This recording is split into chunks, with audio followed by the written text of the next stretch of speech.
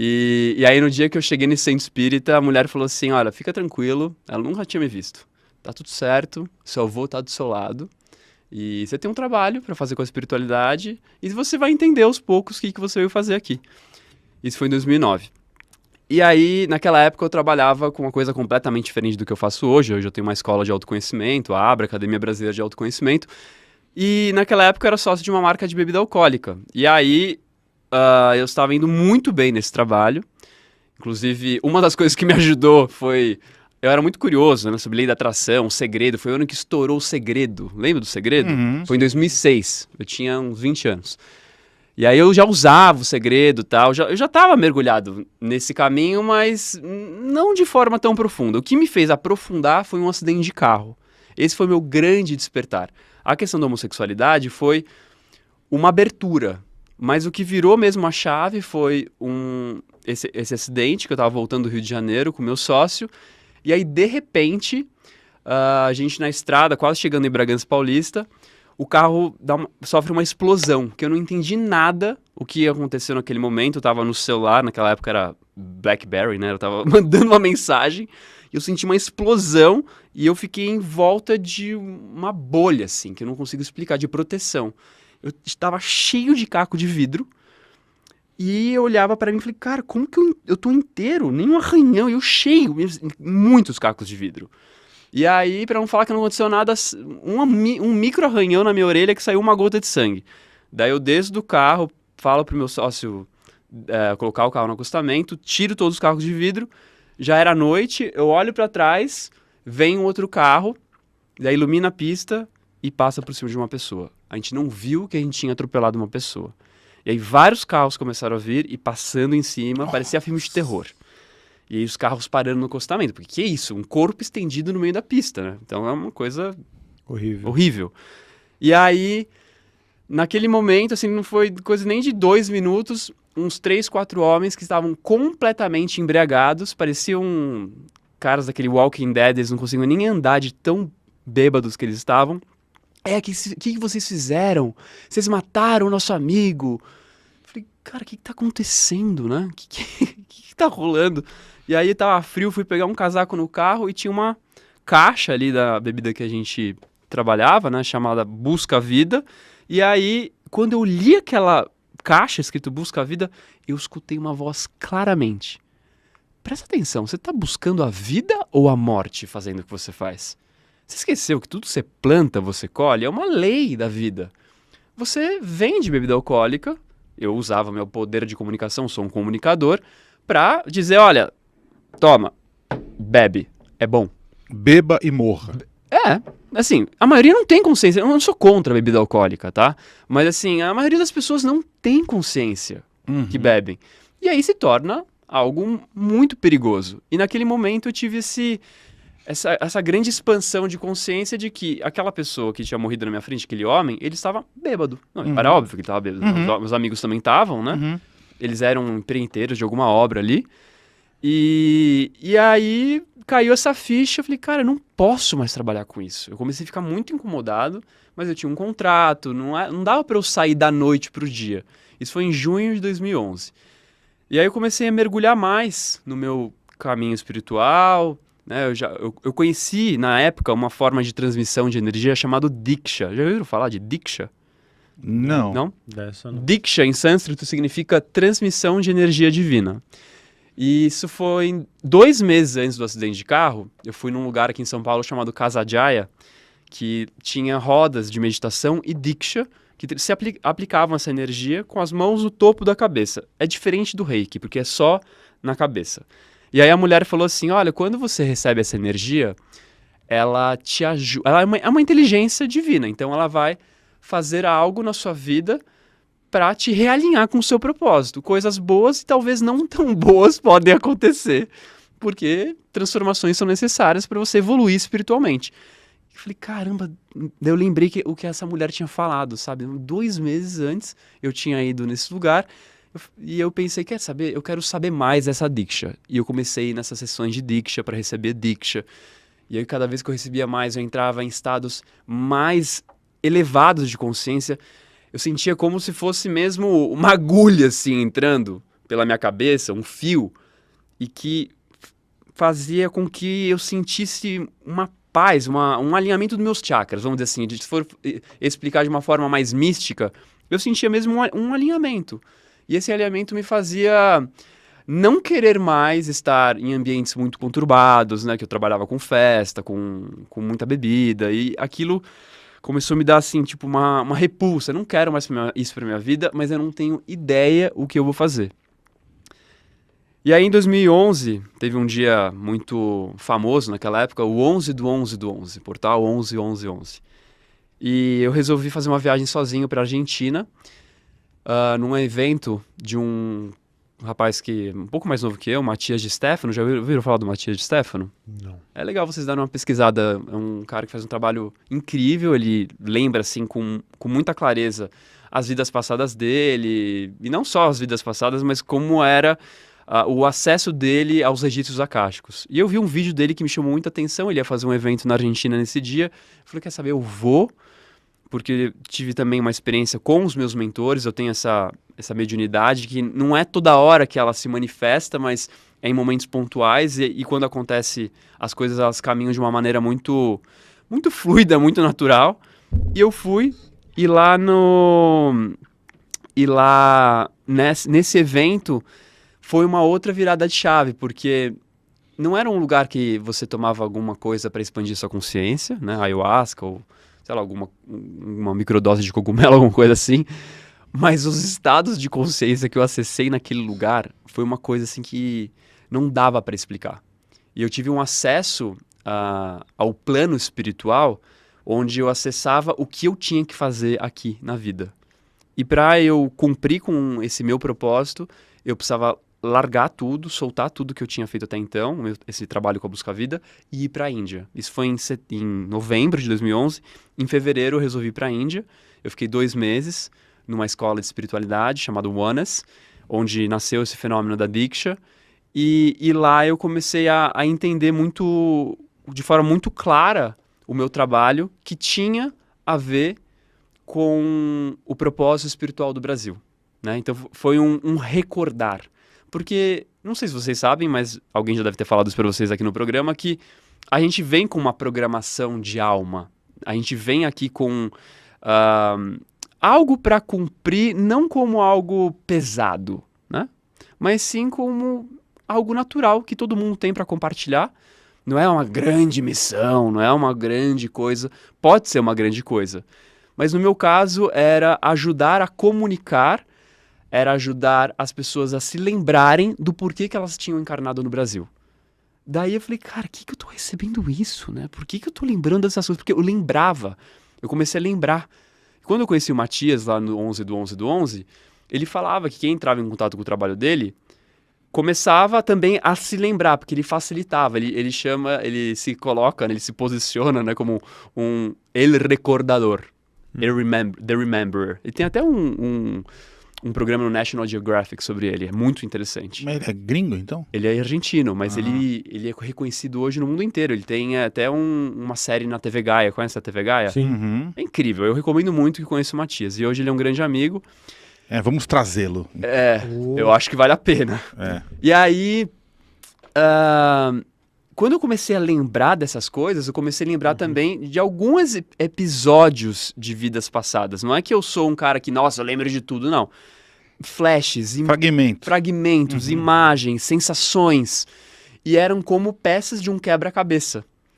E aí eu comecei a lembrar coisas de infância, quando eu era criança, que eu era assim um aluno muito nerd em história e geografia, e o quanto que eu amava a história do Brasil e como era fácil para mim.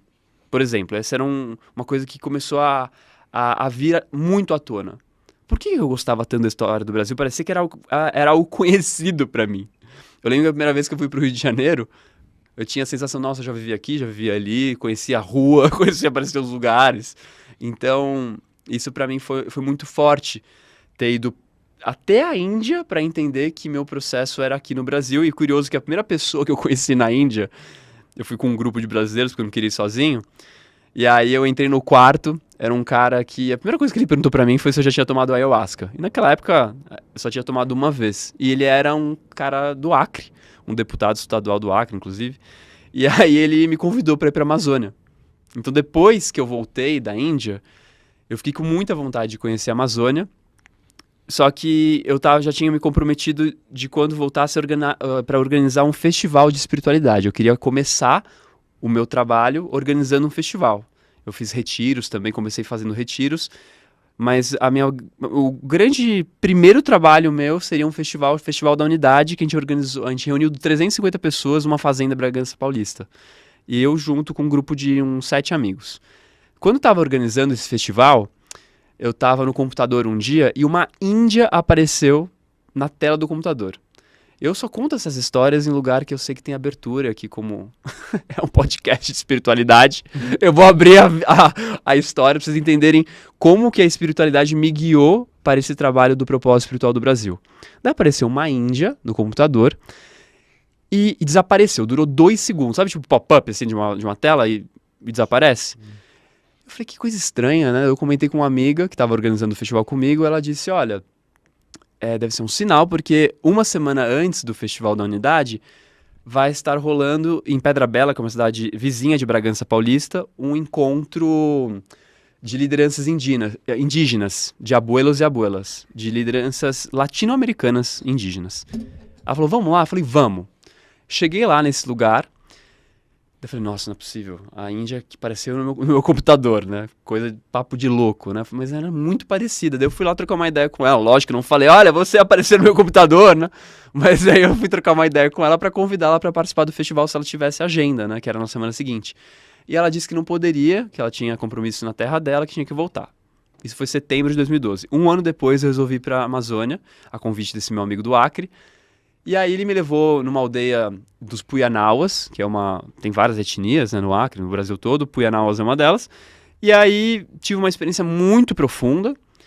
E aí ele me levou para um outro lugar, para uma outra aldeia no Rio Croa, que eu não lembro o nome da etnia agora. E aí eles me deram ayahuasca para fazer esse passeio de barco. E vocês sabem que a consciência se expande muito, e eu estava muito sensível. E aí o barqueiro falou assim, agora eu quero que vocês conheçam a minha sogra, que é uma índia muito conhecida aqui da região. E aí eu entrei nessa aldeia, muito bonitinho o lugar, por sinal. Daí quando eu entro na casa dessa índia, eu olho assim e falo, não é possível. Você? Ela, é você, o garoto do festival. Eu falei assim, qual que é a possibilidade? Qual que é a probabilidade de isso acontecer? Tipo, o tamanho da Amazônia, né? A Índia que apareceu no meu computador, que eu conheci no festival lá em Pedra Bela, ali na Amazônia, e eu com a consciência expandida, né, com a ayahuasca. Falei, será que eu não tô batendo bem da cabeça, né? Foi um momento muito especial e ela me deu uma garrafa de ayahuasca de presente. Ela falou, olha, você pode usar isso com sabedoria. E eu nunca tinha feito nenhum curso de medicinas da ayahuasca, da floresta. Ela simplesmente confiou em mim e me deu. E eu resolvi fazer um experimento com alguns amigos, lá na fazenda da minha família. E nesse dia que a gente tomou essa medicina da ayahuasca com esses amigos, teve um momento onde tinha um altar, né, com a bandeira do Brasil, com a imagem do Cristo Redentor.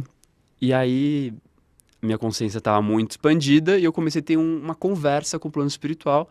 E aí eles começaram a falar assim, olha bem para essa bandeira. E eu fiquei ali olhando e tal. O que tá faltando? Não tá faltando nada, não? Você acha que ela é assim mesmo? Daí eu falei, E espontaneamente eu falei, tá faltando amor. Pois é, isso mesmo. Tá faltando amor na bandeira do Brasil e tá faltando amor no Brasil e na sociedade, na humanidade, no planeta inteiro tá faltando amor. E aí eu fiquei muito chocado, porque daí depois a minha amiga colocou pra tocar o hino nacional brasileiro e eu comecei a escutar o hino de uma maneira que eu nunca tinha escutado. Brasil de amor eterno, seja símbolo. Daí eu comecei a fazer downloads, assim, falei, nossa, o propósito espiritual do Brasil tá no hino. Brasil iluminado ao sol de um novo mundo. E aí, cara, eu falei, que isso significa? Por que eu tô recebendo essa informação? Fui dar um Google no dia seguinte. Não sabia dessa história, foi só na sessão de ayahuasca. E aí eu vejo lá no Google que a frase que deu origem à bandeira do Brasil, que tá lá, ordem e progresso, na verdade é amor por princípio de todas as coisas, ordem por base e progresso por fim. Falei, como que as pessoas não sabem disso? Por que isso tá oculto? Né? Eu sou uma pessoa muito questionadora. E eu descobri lá que 2 políticos tentaram falar sobre isso em Brasília, ninguém deu ouvidos. Ou seja, ninguém sabe direito dessa história. Né? Que a frase que deu origem seria amor, ordem e progresso. E é muito simbólico, né? Porque o processo nosso histórico não teve amor. Vamos combinar, né? Vamos falar real. Nosso processo histórico é de extermínio, de exploração, de violência, de preconceito, de muita dor, né? Então era meio óbvio que não poderiam colocar amor na bandeira, já que o processo de proclamação da República também não foi lá dos melhores. Só que eu sinto que resgatar o amor na bandeira do Brasil é algo só simbólico para a gente fazer um resgate interno, um resgate espiritual. Porque essa terra não se chama Brasil. Essa terra foi dado o nome Brasil, né? Por inúmeros fatores que a gente não precisa entrar aqui, históricos. E aqui existiam milhões de habitantes, chamados povos originários, né? Os povos indígenas, que sobraram pouquíssimos. E aqueles que sobraram, que preservam sua cultura, que eu acredito que a maioria desses povos ainda estão na Amazônia, principalmente na região do Acre, que são guardiões das medicinas da floresta como a ayahuasca, eles têm algo para nos ensinar. E a coisa que eu mais aprendi já foi 3 vezes para aldeias indígenas. A última foi agora em junho de 2022. Eles têm tanto para nos ensinar, para a gente poder resgatar a nossa conexão espiritual, resgatar o que nós somos em essência, porque nós somos espíritos em essência. Eles sabem disso sem ter lido nenhuma Bíblia, né? Sem ter ido nenhuma igreja, nenhum centro espiritualista, nada, né? Para eles o templo deles é a terra. Bem simples, não tem essa assim de tipo condicionamento, dogma, crença, não tem tipo, olha, siga esse ensinamento, né? Não tem nada disso. Para eles é simplesmente observar como a natureza funciona. E eles são tão conectados com a terra que sabem que a mãe terra perdoa. E eles, para mim, são o maior exemplo de perdão. Porque eles foram abusados, eles foram violentados de várias maneiras. E mesmo assim, eles nos recebem lá nas aldeias deles para oferecer uma medicina, ou seja, algo que cura, que expande a consciência, que faz você enxergar, cara, é isso que eu sou. O que eu sou? Eu sou uma consciência espiritual que está dentro de um corpo temporário, de um veículo que tem uma possibilidade de experimentar coisas indescritíveis, mas que é passageiro. E eles sabem disso.